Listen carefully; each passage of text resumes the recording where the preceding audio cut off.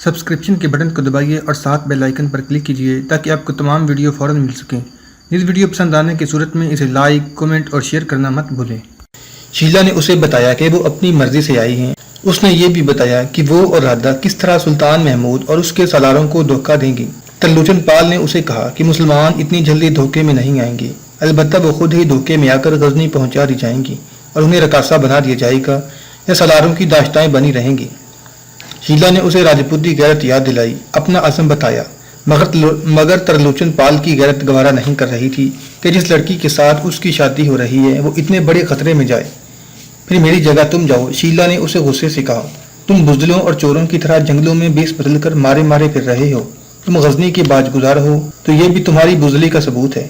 तुम मुसलमानों से डरते हो। सुल्तान ने तुम्हारे पाँव में बेड़ियां नहीं डाल रखी। अपनी फौज को यहाँ लाओ और सुल्तान को ललकार कर कहो कि तुम उसे बाज नहीं दोगे। यहाँ मथुरा के मंदिर तबाह हो गए, तुम वहाँ मुसलमानों की अजानें सुन रहे हो, मगर तुम्हारी गैरत सो रही है और तुम दूसरों को भड़काते फिर रहे हो। मेरी गैरत मुझे घर से निकाल लाई है। तुम मेरी होने वाली बीवी हो। तरलोचन पाल ने गुस्से से कहा, मेरी मंगेतर हो, मैं तुम्हें आगे नहीं जाने दूंगा। मैं किसी की होने वाली बीवी नहीं, शीला ने कहा। मैं उसकी बीवी बनूंगी जो सुल्तान महमूद को कत्ल करेगा और वो लक्ष्मण पाल होगा।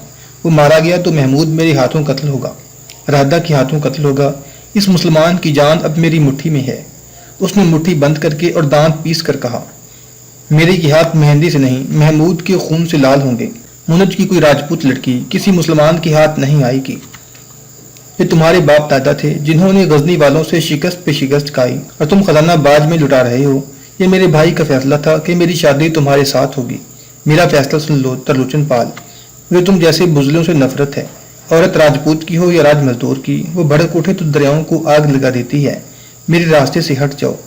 मेरा साथ लक्ष्मण से है, यहाँ नहीं तो आकाश पर हमारी शादी होगी और तुम इन जंगलों में भटकते फिरोगे। तुम ये समझती हो कि मैं तुम्हें उठाकर नहीं ले जा सकता। तरलोचन पाल कहर से उसकी तरफ लपका। शीला पीछे को दौड़ी। तरलोचन पाल उसकी तरफ दौड़ा। शीला एक टेकरी की ओट में चली गई।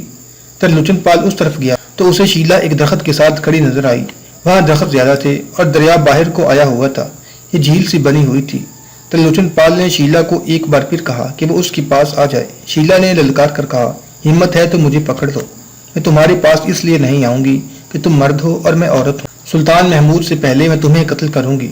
वो उल्टे पांव पीछे हटने लगी। तरलोचन पाल वहीं खड़ा उसे कह रहा था, तुम किसी को कत्ल नहीं कर सकोगी, मैं तुम्हें भागने नहीं दूंगा। वो और पीछे हट गई। तरलोचन पाल ने घबराई हुई आवाज में कहा, आगे को भाग आओ शीला, पीछे ना जाना। मैं तुम्हारे हाथ नहीं आऊंगी, शीला ने कहा। वो समझ न सकी कि तरलोचन पाल उसे कितने बड़े खतरे से खबरदार कर रहा है। तरलोचन पाल एक बार फिर चिल्लाया, मगर बेसूद। एक मगरमच्छ जो करीब ही कहीं छुपा हुआ था शीला के बिल्कुल करीब पहुंच चुका था। उधर मगरमच्छ आगे बढ़ा। इधर से शीला ने बेखबरी में एक और कदम पीछे हटाया तो मगरमच्छ ने उसे कमर से दांतों के शिकंजे में जकड़ लिया। शीला की चीखें इस कदर बुलंद और हौलनाक थीं कि राधा जो उससे दूर सोई हुई थी जाग उठी। उसने देखा कि लक्ष्मण भी नहीं, शीला भी नहीं। उसने दोनों फौजियों को जगाया और उनके साथ उधर को दौड़ी जिधर से चीखें सुनाई देती थीं। तरलोचन पाल एक झाड़ी के पीछे हो गया।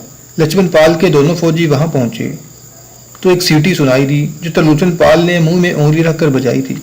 कहीं से दो तीर आए। लक्ष्मण पाल के दोनों साथी एक एक तीर से औंधे हो गए। ये तरलोचन पाल के उन दो मुहाफिजों के तीर थे जो कहीं छुपे हुए थे। राधा ने ना देखा। उसे पानी के किनारे एक मगरमच्छ नजर आया जिसके मुंह में शीला चीख चिल्ला रही थी और मगरमच्छ अपने गज गज लंबे जबड़े उछाल उछाल कर उसे निगल रहा था। राधा को चक्कर आने लगे। उसने देखा कि शीला का सिर्फ एक बाजू मगरमच्छ के मुंह से बाहर रह गया था और उसके रेशम जैसे बाल भी नजर आ रहे थे। राधा की आंखों के आगे अंधेरा आ गया और वह बेहोश होकर गिर पड़ी। तरलोचन पाल राधा की तरफ बढ़ा तो उसे अपने एक मुहाफिज की आवाज सुनाई दी, राजकुमार, मुसलमान फौजी आ रहे हैं। तरलोचन पाल वहां से पीछे हटा और गायब हो गया। थोड़ी देर बाद गजनी के 4 घुड़सवार वहां आ गए जहां से तरलोचन पाल भागा था। उन्हें दूर घोड़े दौड़ने की आवाज आई। ये तरलोचन पाल और उसके साथियों के घोड़े थे जिन्हें वो दूर कहीं छोड़ आए थे। अगर तरलोचन पाल के मुहाफिज गजनी के फौजियों को न देख लेते तो उन्हें बहुत बड़ा शिकार मिल जाता। तरलोचन पकड़ा जाता तो उससे मालूम किया जा सकता था कि भीमपाल नटर कहाँ है। लक्ष्मण पाल कश्ती की तलाश में निकल गया था। गजनी के इन फौजियों में एक नायब सलार था और बाकी 3 उसके दस्तों के कमांडर थे। वो मथुरा से आए थे और उन्होंने घोड़ों पर दरिया पार किया था। चूंकि कुछ रोज बाद पेशकदमी होने वाली थी इसलिए नायब सलार दरिया और उससे आगे का जायजा ले रहा था। اور اس علاقے میں متھرا کے دفاع کے لیے 2-3 چوکیاں بھی قائم کر لی تھیں۔ وہ جب دریا کی بنائی ہوئی جھیل کے قریب آئے تو انہیں ایک لڑکی بے ہوش پڑی نظر آئی۔ ذرا پرے انہیں ایک مگرمچھ دکھائی دیا جو آدھا پانی میں تھا۔ اس کے منہ سے لٹکتا ہوا ایک بازو نظر آ رہا تھا اور منہ سے لمبے لمبے بال بھی لٹک رہے تھے۔ نائب سالار نے ایک اور مگرمچھ دیکھا جو بے ہوش رادھا کی طرف آ رہا تھا۔ نائب سالار نے گھوڑے کو ایڑ لگائی، اس کے کمانداروں نے بھی گھوڑے دوڑائے، دونوں مگرمچھ پانی میں غائب ہو گئے۔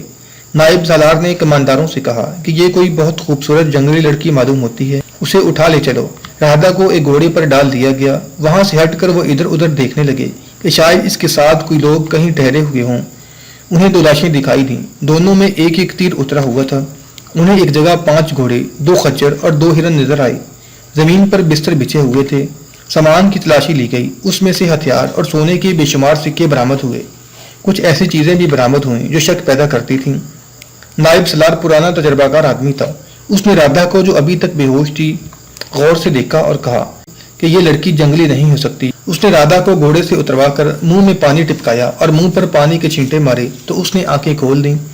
فوراً ہی وہ اٹھ بیٹھی اور یہ دیکھے بغیر کہ اس کے پاس کون کھڑا ہے اس نے اٹھ کر چلانا شروع کر دیا، شیلا، لچمن پال۔ وہ دوڑ پڑی، راجکمار کہاں ہو؟ نائب سالار نے اسے پکڑ لیا اور پوچھا کہ وہ کون سے راجکمار کو بلا رہی ہے۔ رادھا اس قدر حواس باختہ تھی کہ اس کے منہ سے نکل گیا، کنوج کا راجکمار لچمن پال۔ تم نے اسے دیکھا ہے؟ وہ چونک پڑی اور اس نے لب و لہجہ بدل کر اداکاری شروع کر دی۔ میں کنوج کے قریب کی ایک جنگل کے قبیلے کی لڑکی ہوں۔ ہم غزنی کے سلطان کے پاس مسلمان ہونے کے لیے جا رہے ہیں۔ قبیلے کا نام کیا ہے؟ نائب سالار نے پوچھا۔ اور وہ جنگل کنوج سے کتنی دور ہے؟ لڑکی گھبرا گئی۔ اسے کسی نے یہ نہیں بتایا تھا کہ ہر قبیلے کا نام بھی ہوتا ہے۔ اس نے جنگل کے متعلق بتایا تو نائب سالار نے کہا، دیکھو لڑکی، میں غزنی کا رہنے والا ہوں اور تمہاری زبان بول رہا ہوں۔ اس سے سمجھ لو کہ میں تمہارے علاقے سے واقف ہوں۔ میں کنوج کے ارد گرد کا علاقہ دیکھ آیا ہوں۔ وہاں کوئی ایسا جنگل نہیں جس میں اتنا خوبصورت قبیلہ رہتا ہو جتنی خوبصورت تم ہو۔ لڑکی کا راجپوتی خون جوش میں آ گیا۔ اس نے نائب سالار اور کمانداروں کو للکارنا شروع کر دیا، خبردار، میری قریب نہ آنا، میں زندہ تمہارے ہاتھ نہیں آؤں گی۔ نائب سالار نے اسے بازو سے پکڑ کر کہا، تم خوش قسمت ہو کہ میرے ہاتھ آئی ہو۔ تم اتنی زیادہ خوبصورت ہو اور تم نے لباس ایسا اوڑیاں پہن رکھا ہے کہ اس جنگل میں جس کسی کے ہاتھ آ جاؤ وہ تمہیں اپنی بیٹی اور بہن نہیں کہے گا۔ میں تمہیں یقین دلاتا ہوں کہ میری نیت میں فطور نہیں آئے گا، اور اگر تم مجھے جھانسے دیتی رہو گی تو میں تمہیں ان تینوں کے حوالے کر کے خود چلا جاؤں گا۔ انہیں اچھی طرح دیکھ لو۔ اگر اپنے آپ کو بچانا چاہتی ہو تو بتا دو کہ تم لوگ کون ہو اور راجکمار لچمن پال کہاں ہے اور یہاں کیوں آیا ہے۔ رادھا اپنے قافلے کے سامان کی طرف دوڑی۔ سب اسے دیکھتے رہے۔ اس نے سامان سے ایک چھوٹی سی ایک ڈبیا نکالی۔ وہ اٹھ کر تیزی سے ڈبیا کھولنے اور دوسری طرف دوڑنے لگی۔ اسے پکڑ لیا گیا۔ اس کے ہاتھ سے ڈبیا چھین کر نائب سالار نے اس سے پوچھا، یہ زہر ہے نا؟ سنو لڑکی، تمہارا تڑپنا اور بھاگنا بیکار ہے، تم ہماری قیدی ہو، تمہیں سب کچھ بتانا پڑے گا۔ نائب سالار کے حکم سے اسے ایک گھوڑے پر بٹھا دیا گیا جس کی لگام ایک کماندار کے ہاتھ میں تھی۔ لچمن پال مایوس واپس آ رہا تھا۔ اسے الگ تھلگ کوئی کشتی نہ ملی۔ وہاں بڑی کشتیاں تھیں جو بہت سے مسافروں کو پار لے جاتی تھیں۔ وہ گھوڑوں اور کچروں کو بھی پار لے جانا چاہتا تھا۔ ان کے لیے کشتی نہیں مل رہی تھی۔ وہ چیل سے ذرا ہٹ کر گزرا تو اسے خشکی پر ایک مگرمچھ نظر آیا جو ایک انسان کو اگل رہا تھا۔ مگرمچھ شکار کو کھانے کا یہ طریقہ اختیار کرتا ہے کہ پہلے اسے نکل کر جان سے مار دیتا ہے، پھر اسے خشکی پر اگل کر اس کے گلنے سڑنے کا انتظار کرتا ہے۔ جب لاش یا کسی جانور کا مردار گل کر نرم ہو جاتا ہے تو اسے نگل لیتا ہے۔ شیلا کو نگلنے کے بعد مگرمچھ خشکی پر آ کر اسے اگل رہا تھا۔ لچمن پال نے دیکھا کہ لاش کے لمبے لمبے بال تھے اور لباس۔ اس کا جسم کانپنے لگا۔ وہ یقین نہیں کرنا چاہتا تھا کہ یہ شیلا کی لاش ہے۔ اس نے ٹیکری پر چڑھ کر دیکھا تو اسے لاش کا چہرہ صاف نظر آنے لگا۔ اتنے میں ایک اور مگرمچھ دوڑا آیا اور لاش کو منہ میں لینے لگا۔ لاش کا مالک مگرمچھ اس پر ٹوٹ پڑا۔ پھر ان میں لڑائی شروع ہو گئی۔ آخر ایک نے شیلا کی ایک ٹانگ منہ میں لے لی اور دوسری ٹانگ دوسرے نے منہ میں جکڑ لی۔ انہوں نے زور لگایا تو لاش سیدھی کھڑی ہو گئی۔ اس کا چہرہ لچمن پال کی طرف تھا۔ وہ کچھ بھی نہیں کر سکتا تھا۔ اس میں تو اب ادھر دیکھنے کی بھی ہمت نہیں رہی تھی۔ دونوں مگرمچھوں نے لاش کی ٹانگوں کو اپنی اپنی طرف کھینچا تو لاش کے 2 حصے ہو گئے۔ لچمن پال آنکھوں پر ہاتھ رکھ کر ٹیکری کی دوسری طرف اترا تو اسے اپنے 2 ساتھیوں کی لاشیں نظر آئیں۔ وہ انہیں دیکھ ہی رہا تھا کہ اسے رادھا کی چیخ نما آواز سنائی دی۔ لچمن پال، اس نے ادھر دیکھا تو سن ہو کے رہ گیا۔ رادھا غزنی کے فوجیوں کے قبضے میں تھی۔ लक्ष्मण ने भाग उठने के लिए इधर उधर देखा तो उसे नायब सलार की आवाज सुनाई दी, घोड़े से तेज नहीं भाग सकोगे लड़के, इधर आओ, जिंदा रहोगे। उसे घोड़े पर बिठाकर नायब सलार ने कमांडरों से कहा कि वापस चलो। वो लक्ष्मण पाल को अपने साथ लेकर सबसे पीछे रहा। उसने कहा, इस लड़की ने सब कुछ बता दिया है, इसलिए हम इसे पूरी इज्जत के साथ मथुरा ले जा रहे हैं। तुम इसके साथ रहना और देखना। कोई मर्द इसके जिस्म को हाथ नहीं लगाएगा, लेकिन इसकी इज्जत तुम्हारे हाथ में है। मैं देखना चाहता हूं कि तुम कितना सच बोलोगे। अगर तुमने झूठ बोला तो तुम शायद तसव्वुर में भी नहीं ला सकोगे कि इसके साथ क्या सलूक होगा। देखो ये लड़की कितनी खूबसूरत है। अगर मैं ना होता तो ये 3 फौजी इस लड़की को इस तरह इज्जत से मथुरा ना ले जाते। बोलो राजकुमार, मुझे बताओ कि कनौज का राजकुमार इस अजीब से हुलिये में यहाँ क्यों आया है। अगर आप हम दोनों को छोड़ दें तो मैं आपको इतना मुआवजा दूंगा जितना आप कहेंगे। लक्ष्मण पाल ने कहा, आप चारों मेरे साथ कनौज चलें, मैं आपके घोड़े सोने से लाद दूंगा। अगर हमें इनाम का ख्याल होता तो ये इतनी हसीन लड़की बहुत बड़ा इनाम है जो हमने ले लिया है, नायब सलार ने कहा। और तुम्हारे सामान से सोने की बेशुमार सिक्के भी मिले हैं, हम चारों आपस में बांट सकते हैं। तुम मुझे कनौज ले जाना चाहते हो, हम वहां से आ रहे हैं, वहां से हम खुद अपने घोड़े सोने से लाद देंगे। मैं तो तुम्हें इनाम देना चाहता हूँ, सच बोलो और इनाम में अपनी जान और ये लड़की ले जाओ। वो चलते गए और उन्होंने घोड़ों पर दरिया पार किया। वो जंगलों में से गुजरे, वीरानों में से गुजरे। सूरज गरूब हो गया तो तारीकी में चलते रहे। रास्ते में जरा आराम के लिए रुके। किसी ने भी राधा के साथ बात न की। रात खासी गुजर चुकी थी जब ये काफिला मथुरा के करीब पहुंच गया। लक्ष्मण पाल के साथ तमाम राह नायब सलार ने कोई बात नहीं की थी। उसने लक्ष्मण पाल से एक ही बार कहा था कि वो सच सच बता दे कि यहाँ क्यों आया है। लक्ष्मण पाल ने इनाम पेश करने के सिवा कोई जवाब नहीं दिया था।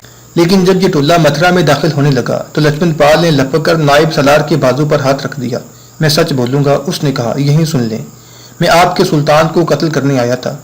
और उसने अपना तमाम तर मंसूबा सुना दिया, मगर ये न बता सका कि शीला मगरमच्छ के पेट में कैसे पहुंची और उसके 2 साथियों को तीरों से किसने हिलाक किया है। उसने कहा, मैंने आपकी सजा से डरकर एतराफ नहीं किया, मैं आप चारों के इखलाक से मुतासिर होकर मजबूर हो गया हूँ कि आपके सामने सच बोलूं। आपने मेरा इतना बड़ा इनाम ठुकराया। हमने सारा दिन उजाड़ बियाबान में सफर किया है, रात के अंधेरे में भी सफर किया है। मुझे ये खतरा परेशान करता रहा कि आप इस लड़की को खराब करेंगे, मगर आपको जैसे एहसास ही नहीं था कि आपके कब्जे में इतनी हसीन लड़की है जो गजनी ने भी पैदा न की होगी। आपने तमाम रास्ते हमारे साथ कोई बात नहीं की। मैं समझ गया हूँ कि आपकी फतह का राज क्या है। अब मुझे सच बोलने का इनाम दें। इनाम सिर्फ इतना है कि मुझे बेशक जल्लाद के हवाले कर दें, लेकिन इस लड़की को इसके माँ बाप को वापस कर दें। इसकी दलेरी और जुर्रत देखें। अगर आप वाकई जंगजू हैं तो एक जंगजू बाप की गैरतमंद बेटी को इसकी दलेरी का खराज दें। ये कमारी लड़की है, इसका फैसला सुल्तान महमूद करेंगे, नायब सलार ने कहा। मैं तुम्हें यकीन दिलाता हूँ कि ये लड़की कंवारी रहेगी और मुझे उम्मीद है कि तुम्हें जल्लाद के हवाले नहीं किया जाएगा। तुमने कोई जुर्म नहीं किया, हम तुम्हें जल्लाद के हवाले नहीं करेंगे। सुल्तान महमूद ने लक्ष्मण पाल की जुबानी वही कहानी जो उसने नायब सलार को सुनाई थी सुनकर उसे कहा, हम तुम जैसे बेटों और इस लड़की जैसी बेटियों की दिल से कदर करते हैं। सजाए मौत तो बहुत बड़ी बात है। हम तुम्हें ताना भी नहीं देंगे कि तुम अपने मकसद में कामयाब न हो सके। हम गैरतमंद दुश्मन की इज्जत किया करते हैं। मुझे कत्ल करने की तुम्हें जरूर कोशिश करनी चाहिए थी। कामयाबी और नाकामी तुम्हारे कृष्ण वास्तियों और हर महादेवियों के इख्तियार में नहीं, हमारे खुदा के इख्तियार में है। यह है खुदा का वो पैगाम जो मैं हिंदुस्तान में लाया हूँ। महमूद गजनबी ने अपने तर्जमान से कहा, इस शहजादे से कहो कि लड़की के बाप से कहे कि मैंने मुनज के राजपूतों की गैरत और जुर्रत की बहुत बातें सुनी हैं, लेकिन गैरत वालों की बेटियां यूं नंगी होकर अपने दुश्मन के लिए हसीन धोखा बनकर उसके पास नहीं जाया करती। और इस शहजादे से कहो कि अपने बाप से कह दे कि हम आ रहे हैं और वो हमें कत्ल करने के लिए सामने आए। और इस शहजादे से कहो कि हम इसे यरगमाल के तौर पर रख सकते थे, मगर हम ओछे नहीं। हम अपनी शर्तें मैदान जंग में मनवाया करते हैं। तर्जमान ने लक्ष्मण पाल को बताया कि सुल्तान क्या कह रहे हैं और हम इस शहजादे से कोई फौजी राज भी नहीं लेंगे। सुल्तान महमूद ने कहा, इसे कहो कि हम कनौज के अंदर और बाहर से वाकिफ हैं, हमारी आंखें कनौज के कले के अंदर हैं। लक्ष्मण पाल सुल्तान महमूद के चेहरे पर नजरें गाड़े हुए था। वो हैरत के आलम में था। राधा भी हैरान थी कि सुल्तान महमूद उनकी किस्मत का क्या फैसला कर रहा है। तुम दोनों अपने अपने बाप से कहना कि लड़े बगैर कले हमारे हवाले कर दें, सुल्तान महमूद ने कहा। और तर्जमान ने उसका हिंदुस्तानी जुबान में तर्जमा किया, अगर हमने कले लड़ कर लिए तो तुम दोनों के बापों का अंजाम बहुत बुरा होगा।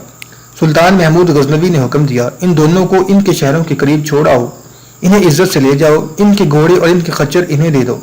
लक्ष्मण पाल और राधा कुछ देर महमूद गजनवी के चेहरे पर टिकटकी बांधे देखते रहे। جب انہیں وہاں سے چلنے کو کہا گیا تو لچمن پال نے سلطان کے پاس جا کر اس کا ہاتھ پکڑا اور چوم لیا۔ رادا سلطان کو حیرت سے دیکھتی رہی۔ دونوں کو فوج کے 10-12 سپاہیوں کے ساتھ رخصت کر دیا گیا۔ ان کا ایک کماندار بھی ساتھ گیا۔ بڑی لمبی مسافت کے بعد وہ رادا کو منج کے قلعے سے کچھ دور اور لچمن پال کو کنوج کے قریب چھوڑ کر واپس آ گئے۔ لچمن پال مایوسی اور شکست خوردگی کے عالم میں اپنے باپ مہاراجہ راجیہ پال کے سامنے جا کھڑا ہوا اور اسے بتایا کہ اس پر کیا گزری ہے۔ میں آپ کو صاف بتا دیتا ہوں کہ غزنی کے سلطان سے آپ شکست کھائیں گے۔ لچمن پال نے اپنے باپ سے کہا، آپ اسے شکست نہیں دے سکتے۔ پتا مہاراج، میں نے غزنی کے اس سلطان کی آنکھوں میں جادو کا اثر دیکھا ہے۔ اس کی فوج کی حاکم کسی اور ہی مٹی کے بنے ہوئے معلوم ہوتے ہیں۔ ان کی فتح کا راز کچھ اور ہے۔ کون رادا جیسی نوجوان اور خوبصورت لڑکی کو اور اپنے دشمن کے بیٹے کو اس طرح رہا کرتا ہے؟ لچمن پال نے اپنے باپ کو سارا واقعہ سنایا۔ مورخوں نے لکھا ہے کہ کنوج کے مہاراجہ راجیہ پال پر ایسا تاثر طاری ہو گیا کہ اس نے خفیہ طور پر اپنا تمام خزانہ کنوج سے دور پہاڑی علاقے میں منتقل کرنے کا حکم دے دیا۔ اسی رات خزانہ ایسے طریقے سے قلعے سے نکلنے لگا کہ کسی کو ذرا سا بھی شک نہیں ہوتا تھا۔ رادا جب اپنے باپ رائے چندا کو بتا رہی تھی کہ اسے اور لچمن پال کو سلطان نے کس طرح رہا کیا ہے تو اسے یقین نہ آیا۔ اس نے کہا کہ راجپوت اپنی بے عزتی کا انتقام لیں گے۔ سلطان محمود غزنوی نے کچھ دستے متھرا میں رہنے دیے اور باقی فوج کو کوچ کا حکم دے دیا۔ اس نے متھرا کے قریب سے دریا جمنا پار کیا اور دریا کے ساتھ ساتھ منج کا رخ کر لیا، جہاں راجپوت زندگی اور موت کا آخری معرکہ لڑنے کے لیے تیار تھے۔ سلطان کو جاسوسوں نے بتایا تھا کہ غزنی کی فوج کا صحیح مقام منج میں ہوگا۔ وہاں عورتیں اور بچے بھی لڑنے اور مرنے کے لیے تیار تھے۔ کنوج کے گرد و نواح میں جنگل تھا جو کہیں کہیں بہت گھنا ہو جاتا تھا، کہیں کہیں پہاڑیاں اور چڑانیں بھی تھیں۔ کنوج دریا گنگا کے کنارے پر واقع تھا۔ قلعہ اس طرح تعمیر کیا گیا تھا کہ اس کی ایک طرف دریا تھا جس کا پانی قلعے کی ایک دیوار کو دھوتا رہتا تھا۔ یہ اپنے زمانے کا مشہور قلعہ تھا، مضبوط بھی تھا اور دور دور تک احترام کی نگاہوں سے دیکھا جاتا تھا۔ 1018 عیسوی میں سلطان محمود غزنوی متھرا سے کوچ کر کے منج کی طرف پیش قدمی کر رہا تھا۔ کنوج وہاں سے 125 میل دور تھا۔ کنوج سے 4-5 میل دور جنگل میں جہاں آبادی کا دور دور تک نام و نشان نہ تھا، دو آدمی گڈریوں کے لباس میں ایک چٹان پر بیٹھے ہوئے تھے۔ سورج غروب ہونے کو تھا۔ ایک نے دوسرے سے کہا کہ رات یہیں گزار لیتے ہیں، آج تیسرا دن ہے، ہم کنوج کے قریب سے ہو آئے ہیں۔ ایک نے کہا، ہمیں کنوج کی یا کسی اور ہندو مہاراجے کی فوج نظر نہیں آئی۔ کیا کنوج کی فوج اس وقت باہر آئے گی جب ہماری فوج قریب آ جائے گی؟ ہمیں اپنی فوج کی آنے تک اسی علاقے میں رہنا ہے طلال بھائی۔ دوسرے نے کہا، یہ ہم اس وقت واپس جائیں گے جب ہمیں کنوج کی فوج نظر آ جائے گی۔ سلطان کو بتایا گیا ہے کہ وہ جب منج کا محاصرہ کر لے گا تو کنوج کی فوج عقب سے حملہ کرے گی۔ سلطان کو یہ بھی بتایا گیا ہے کہ ہماری فوج کا مقابلہ منج اور کنوج کے درمیان ہوگا۔ ہمیں معلوم کرنا ہے کہ کنوج کی وہ فوج کہاں ہے جسے ہماری فوج پر عقب سے حملہ کرنا ہے۔ معلوم ہوتا ہے تم تنگ آ گئے ہو۔ نہیں سالے، طلال نے کہا، میں اتنی جلدی تنگ آنے والا نہیں۔ میرا خیال ہے مہاراجہ کنوج باہر آ کر لڑنے کی جرت نہیں کرے گا۔ یہی تو ہمیں معلوم کرنا ہے کہ وہ ایسی جرت کرے گا یا نہیں، سالیہ نے کہا۔ ہم دونوں غزنی کی فوج کی دو آنکھیں ہیں، میں سلطان محمود کو بتانا ہے کہ جنگل صاف ہے یا یہاں کوئی خطرہ ہے، اور پھر یہیں سو جائیں۔ طلال نے کہا، سردی تو بہت ہے لیکن رات گزر جائے گی۔ طلال ابراہیم اور سالیہ بروک ہندوستانی مسلمان تھے۔ سالیہ بروک ان عربوں کی نسل سے تھا جو محمد بن قاسم کے ساتھ ہندوستان میں آئے اور یہیں آباد ہو گئے تھے، اور طلال ابراہیم کے آباء و اجداد کا مذہب کچھ اور تھا۔ محمد بن قاسم کے دور حکومت میں مسلمان ہوئے تھے۔ اب ہندوستان میں محمود غزنوی کی جنگی مہمات اور بتشکنی کا سلسلہ شروع ہوا تو غزنی کی فوج کو انٹیلیجنس کے لیے ہندوستان کے مسلمان باشندوں کی ضرورت محسوس ہوئی۔ یہ عام قسم کی فوجی بھرتی نہیں تھی کہ ہر اس نوجوان کو بھرتی کر لیا جاتا جو تیغزنی اور گھڑ سواری کی سوجھ بوجھ رکھتا تھا۔ جاسوسی کے لیے ایسے افراد کی ضرورت تھی جو دماغی لحاظ سے غیر معمولی طور پر تیز اور ذہین تھے، اور جو اداکاری کی مہارت رکھتے تھے، اور جو کئی روز تک ہر قسم کے موسمی حالات میں جنگلوں، پہاڑوں، صحراؤں اور میدانوں میں تندرست رہنے کی اہلیت رکھتے تھے۔ سب سے بڑی خوبی یہ دیکھی جاتی تھی کہ ان کا کردار پختہ ہو اور لالچ کتنا ہی دلکش کیوں نہ ہو اسے قبول نہ کریں۔ ان میں بندروں کی پھرتی، گھوڑے کی طاقت، عقاب کی نظر اور چیتے کی جھپٹ کا ہونا بھی لازمی تھا۔ بنیادی ضرورت ایمان کی تھی۔ ہندوستان کے مسلمانوں میں جذبہ موجود تھا۔ ہندوستان بے شمار راجوں مہاراجوں میں بٹا ہوا تھا، وہ سب ہندو تھے اور مسلمانوں پر بھروسہ نہیں کرتے تھے۔ جب سے سلطان محمود غزنوی کے حملے شروع ہوئے تھے، ہندوؤں نے ہر مسلمان کو غزنی کا جاسوس سمجھنا شروع کر دیا تھا۔ اس کے باوجود یہاں کی مسلمان غزنی کی فوج کی مدد اور رہنمائی کرتے تھے، اور کئی ایک باقاعدہ انٹیلیجنس ایجنٹ بن گئے تھے، مگر ان میں کوئی ایسا بھی نکل آتا تھا جو اپنے نفس کے دھوکے میں ہندوستان کے بچھائے ہوئے دلکش جال میں آ جاتا تھا۔